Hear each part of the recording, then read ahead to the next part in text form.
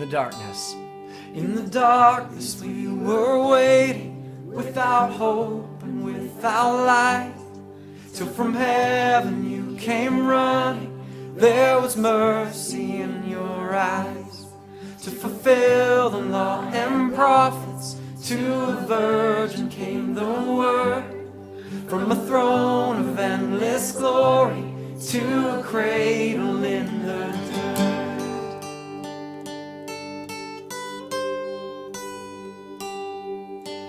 Praise the Father, praise the Son, praise the Spirit, three in one. God of glory, majesty, praise forever to the King of Kings.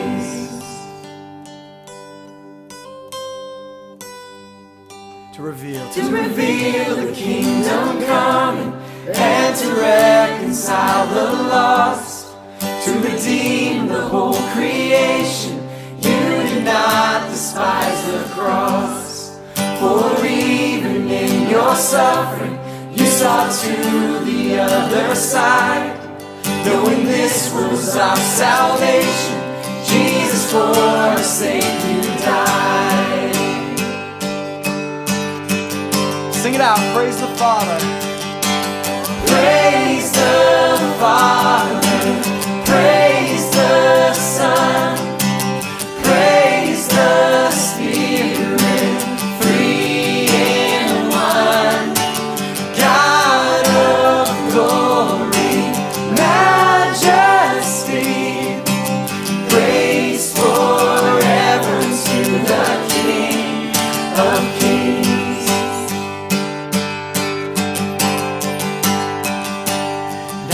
Morning that you rose, all of heaven held its breath, till that stone was moved for good, for the Lamb had conquered death. And the dead rose from their tombs, and the angels stood in awe, for the souls of all who'd come to the Father I'll restore. Come on, church. And the church of Christ was born, then the Spirit lit the flame. Now this gospel truth of old shall not kneel, shall not fade. By His blood, and in His name, when His freedom I am free. For the love of Jesus Christ, who has resurrected me. Praise the Father, praise the Son, praise the Spirit, three in one. God of glory, majesty, praise forever to the King of Kings. Now our voices. Praise the Father, praise the Son, praise the Spirit, three in one. God of glory, majesty, praise forever to the King of Kings. All our praise forever to the King of Kings. Once more. Praise forever to the King of Kings.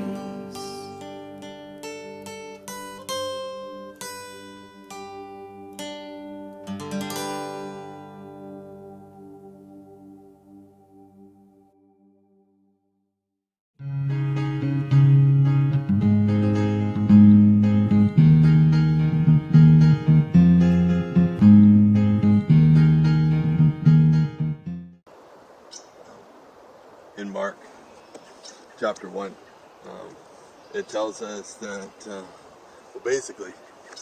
Jesus had a busy day, like crazy busy day. and super productive and really positive, but exhausting. And so everybody goes to bed, I would presume, happy. Happy that things have worked out, and that people are being ministered to, and so on and so on. But then it says in verse 35, very early in the morning, while it was dark, Jesus got up, left the house, went off to a solitary place where he prayed. Simon and his companions went to look for him, and when they found him, they exclaimed, "Everyone's looking for you." Jesus replied, "Let us go somewhere else, to a nearby village, so that I can preach there also. That is why I have come." So he traveled throughout Galilee, preaching in their synagogues, and what? Cooking? Making biscuits? Delivering flowers? And driving out demons. It's quite a little story. And everybody's looking for Jesus. But he's out in a solitary place, praying. Interesting, because you wouldn't think that Jesus almost needs to pray. But then you find out Jesus wants to pray, which is really cool. Everybody's looking for Jesus, and it turns out that kind of maybe hasn't changed. We're all still looking for Jesus in many ways, and trying to figure out this prayer thing and that connection. And so many pastors, I'm afraid, try to tell people to do it the way that they do it. And God bless you if you can do it the way your pastor happens to do it. But I think the honest truth is that there's a lot of ways to pray. There's a lot of ways to connect with God.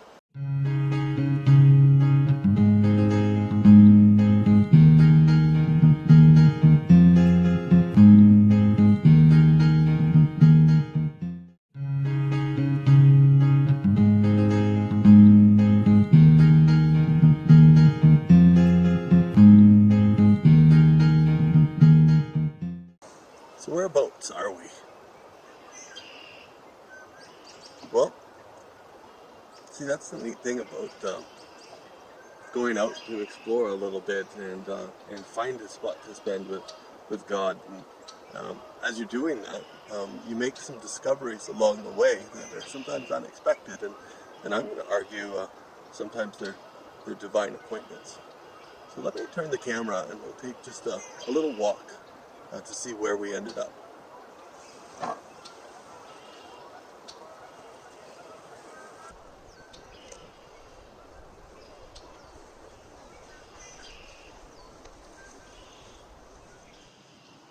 So this is the Point Peely Cemetery, and if I zoom in a little, I think you can see those crosses. To just be in a place that's as beautiful as this, and yet gets you thinking a little bit deeper about the meaning of life. Jesus wasn't afraid to challenge people when it came to the meaning of life. What does a man gain if he gains the whole world but loses his soul, Jesus said.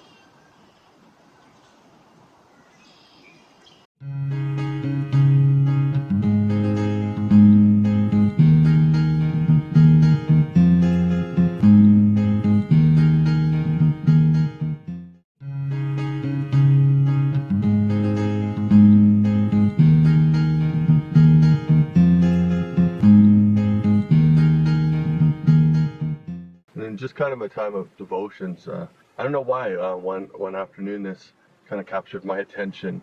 Psalm 29, and it's this rock and roll psalm that just notices how incredible God is.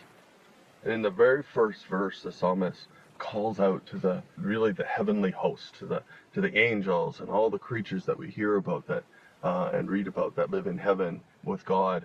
And so calls out to them, and I don't think he's trying to tell them what to do. I think he calls out to them because they're the one group of people that get it. He doesn't have to argue with them about whether or not it's a good idea to worship God, to give him the glory that's due his name. That's how this psalm starts. And so I kind of rewrote the psalm a little bit. It's still very much true to what's there in the Hebrew text. Some of it's shortened, some of it's elaborated on with the same ideas.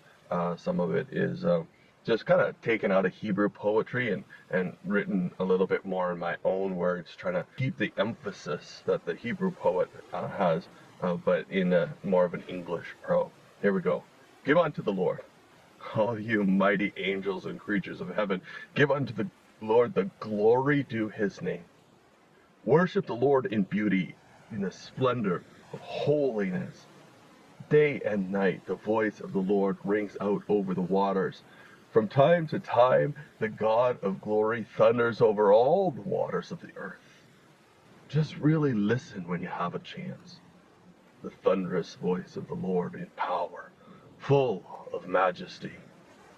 Yes, this is the same thunder that cracks down over the forests of Lebanon and explodes its mighty cedars into bits of kindling. God thunders. The wilderness quakes. God thunders. The desert of Kadesh shakes. We fall to our knees. We call out, glory, glory, glory. Above the floodwaters is God's throne. The Lord rightly sits as our eternal King. I mentioned that this psalm kind of got my attention because it kind of just, it's powerful and it presents God as so majestic. And one day when I was reading through this, I just got kind of swept up in it and thought it was sort of cool. And the very last verse of the psalm happened to be on the next page, that I had to turn the page to finish the psalm. And I didn't quite remember where this psalm was going. So when I was turning the page, I was just anticipating a lot more of the same. You know, God's thunder and the power and the, hoorah. What it said was, the Lord gives strength to his people. The Lord blesses his people with peace. I was like, oh man. I think what I was excited about was, God, I need a big God right now. And I knew I needed it. And I was glad in Psalm 28:9 to just kind of have a chance to meditate over how incredible God really is. But then for me, this surprise ending, just one verse. The Lord gives strength to his people. The Lord blesses his people with peace.